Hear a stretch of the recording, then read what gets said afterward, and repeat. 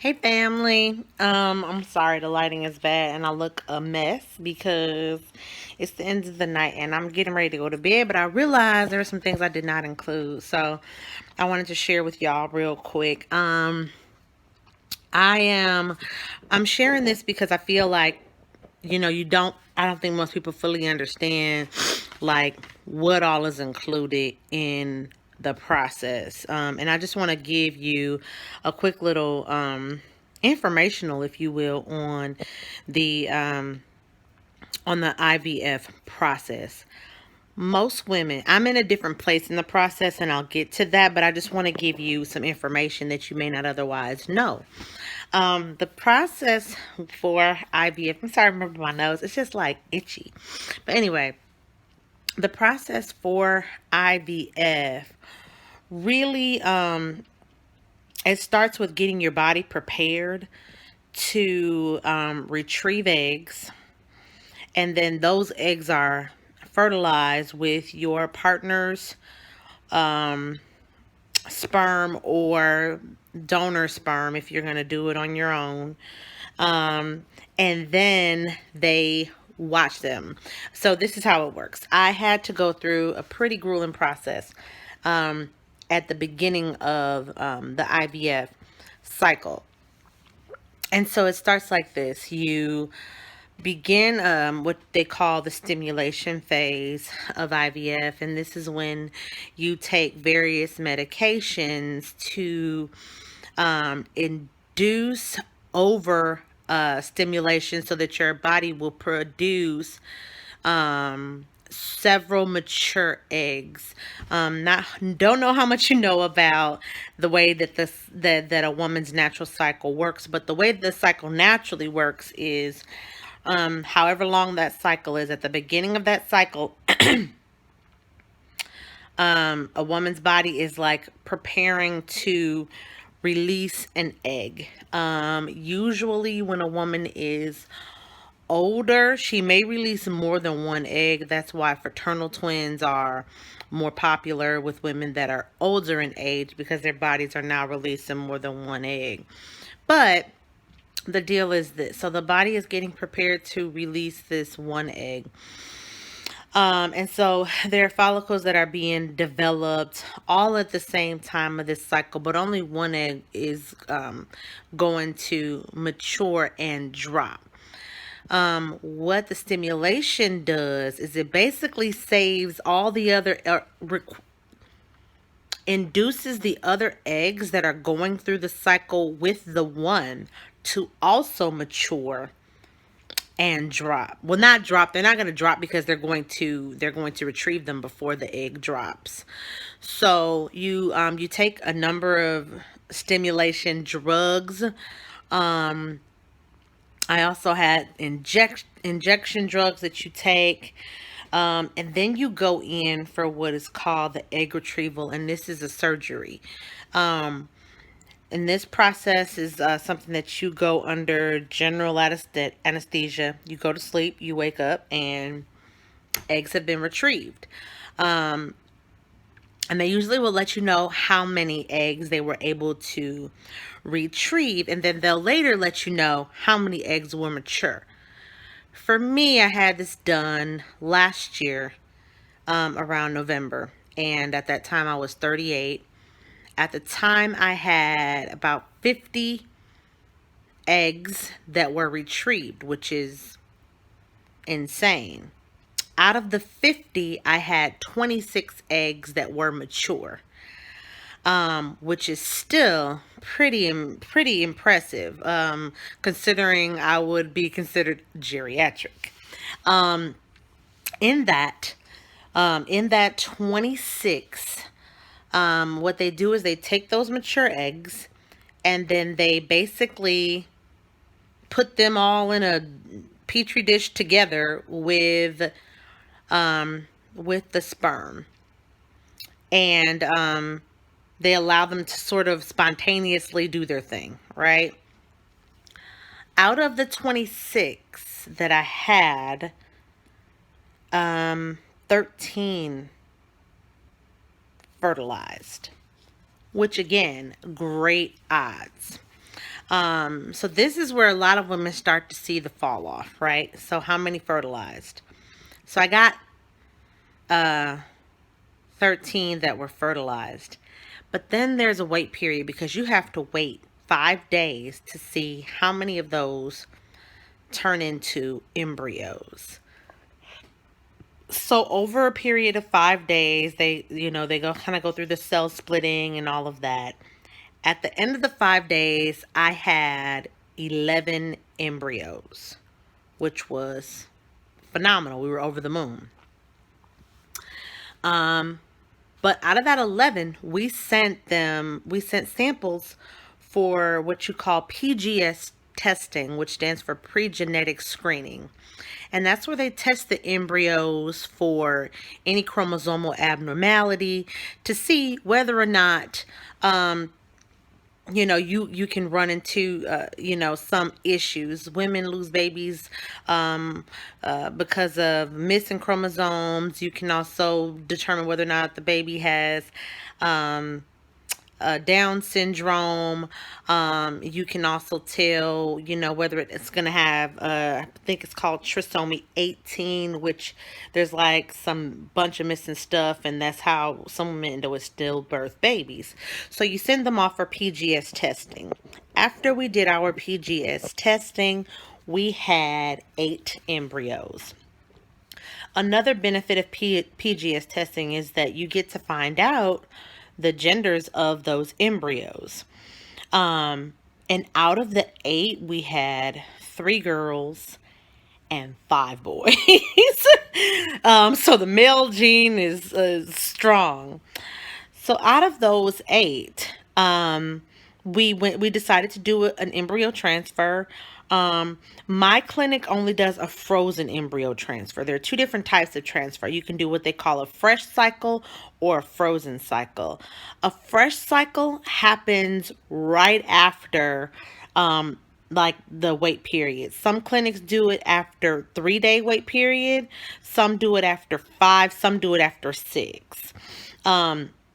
My clinic does not do fresh. And the reason is that after your body has gone through all of that stimulation, it puts more stress on your body to transfer an embryo while you're under that stress, because a lot of times your ovaries are enlarged. You probably added about 6 to 12 pounds, 6 to 15 pounds of extra weight just from the stimulation period. Some women also get what they call OHSS, and that's over hyperstimulation syndrome.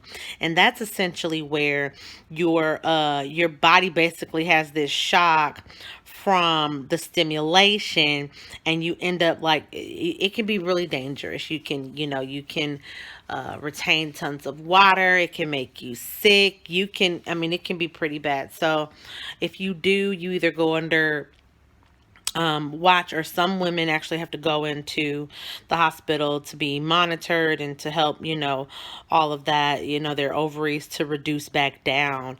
I had what my doctor called kissing ovaries, where my ovaries had gotten so large that they were in fact touching each other. If you ever take a look at like female reproductive imagery, and you see where the ovaries are, and you imagine them getting so large that they are actually touching, that was my situation. I put on about 12 pounds, and I did get over hyperstimulated, but I didn't get it, very badly to where I had to go into the hospital for monitoring and, medications and all of that. I just had to take it easy, get some rest, yada, yada. So for those reasons, my clinic does not do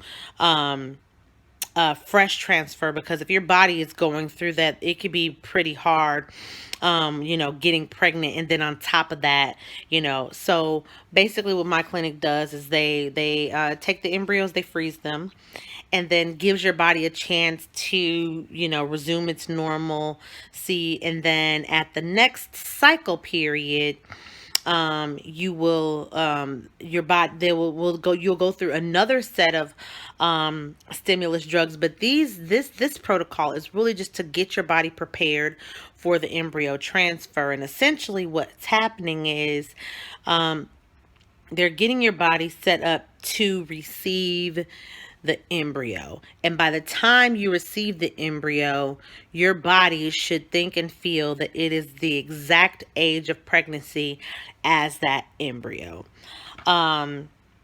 So that is the second phase of the process. So in that phase of the process, you're taking stimulation drugs, and this is really all just to get your body, ready to receive the embryo, to have, all of the nutrients, all of the progesterone and etc. that you need to have in order to effectively receive that embryo.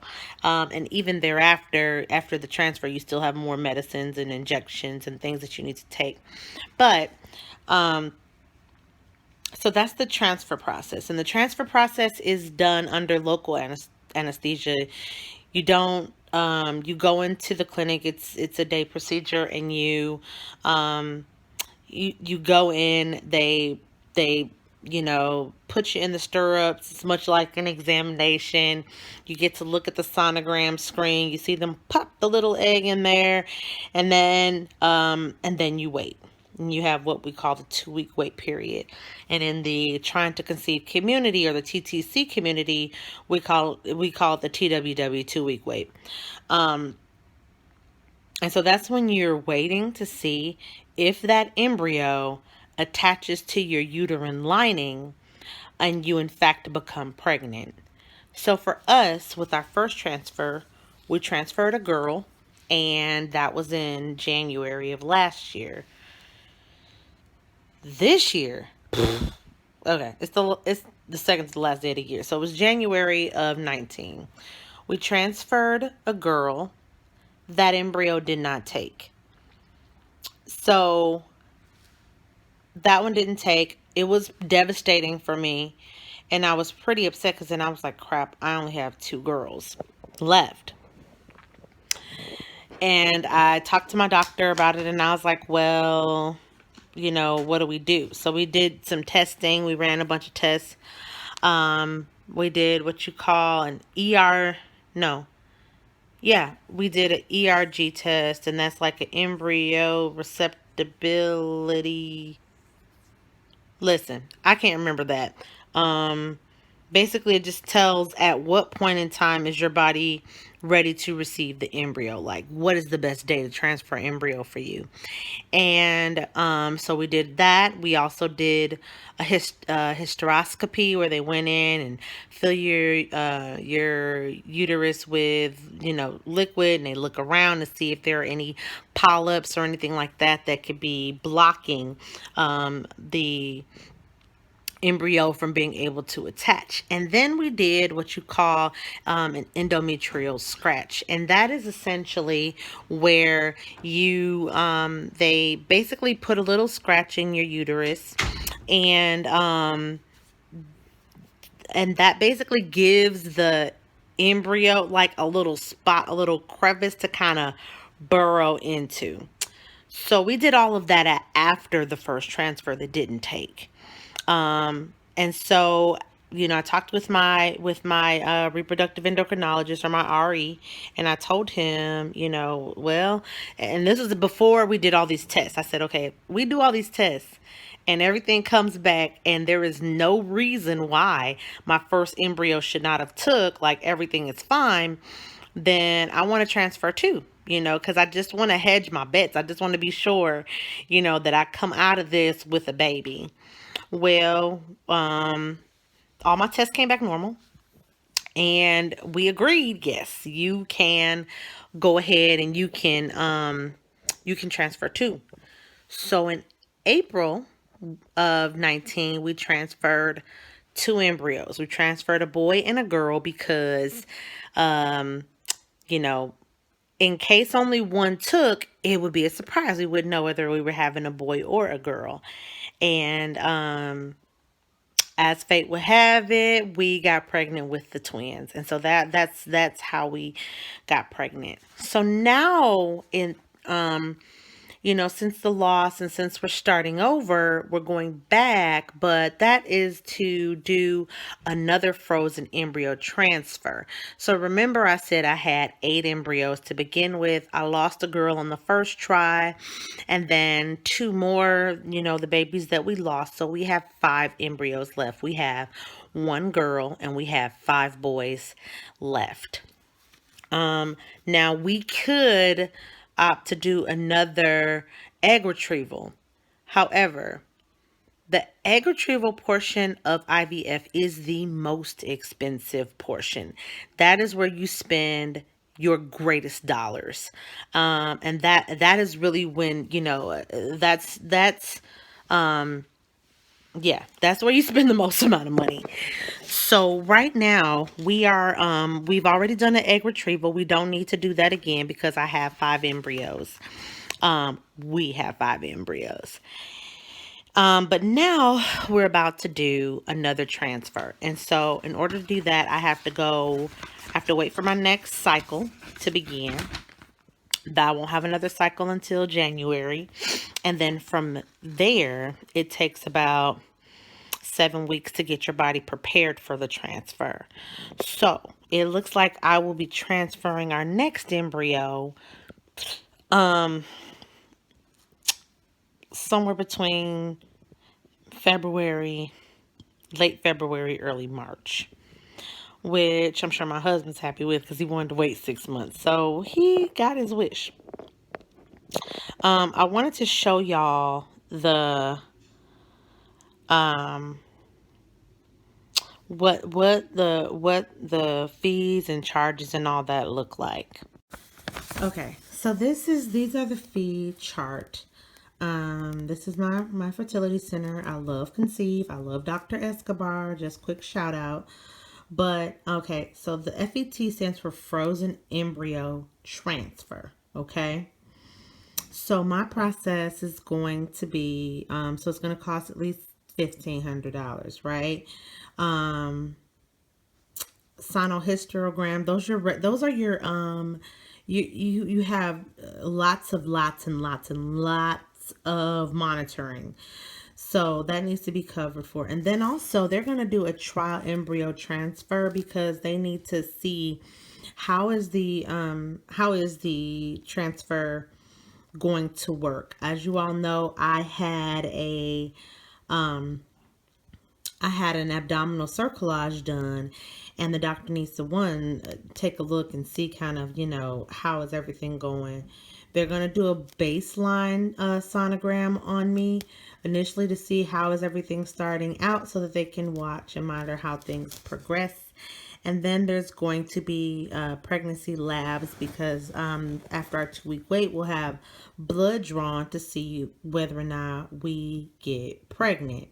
So this is where we are. This is just other fees and stuff like that down there.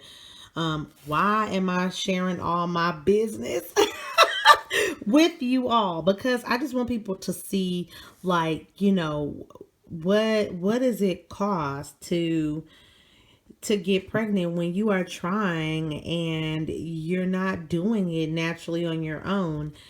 This is just Conceive's fee schedule. I know that there are others. Let me just turn this camera around. Okay. I know that there are others that charge ridiculous amounts.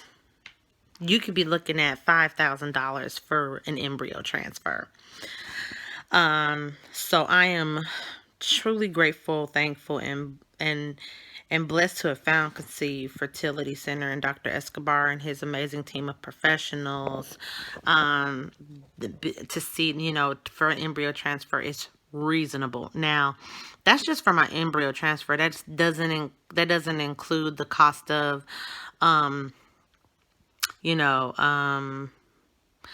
the surgery center that I have to go to, anesthesia that you always have to pay for, and that doctor, which you always have to pay them. So there's going to be some additional fees that'll be added on there, but on a baseline, I mean, we're not doing too bad on the cost. So yeah, I just wanted to share and give y'all kind of a little background, a little bit of an understanding of what this process is and what it looks like and how it's going to be for us going forward. And I'll definitely keep y'all updated as we go to our different appointments, and I'll let you know what appointment we're at, what we're doing at this appointment, and I'll also let you know how everything is going. So I feel really good that we have a plan. I feel very hopeful for the future and our opportunity to get pregnant again.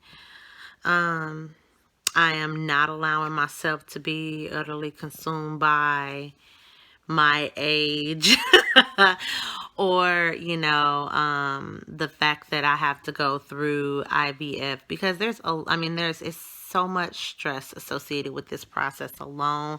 You can't beat yourself up. You just have to be, you know, appreciative and grateful that this science exists. There was a time in history when, you know, the, if you had a weak cervix, you just didn't have kids. And that was your lot in life. And that was just the end of the story for you.